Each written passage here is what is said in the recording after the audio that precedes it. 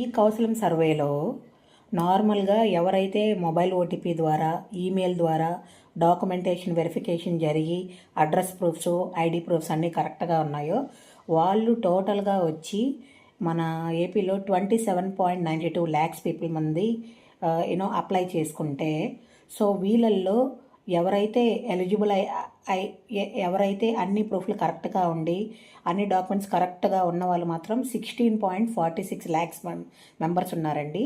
So the remaining 11 lakhs people ఏంటంటే కొన్ని కారణాల వల్ల వాళ్ళు అయితే రిజెక్ట్ అయ్యాయి. సో అవి మళ్ళీ ఒక ఎనేబుల్ చేశారు సచివాలయాలు వాళ్ళకి. సో ఎవరైనా కావాలి అంటే మళ్ళీ ఒకసారి చెక్ చేసుకోండి సచివాలయం దగ్గరికి వెళ్ళి. ఓకే, సో ఈ అవకాశం అయితే వదులుకోవద్దండి. ఎవరైతే క్వాలిఫై ఉన్నారో వాళ్ళకి ఎగ్జామ్ అనేది ఉంటుంది.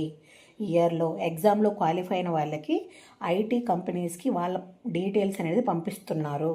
సో ఈ అవకాశాన్ని ఎవరు దుర్వినియోగం చేసుకోవద్దు. సో యూజ్ చేసుకోండి. చాలామంది నిరుద్యోగులు ఉన్నారండి.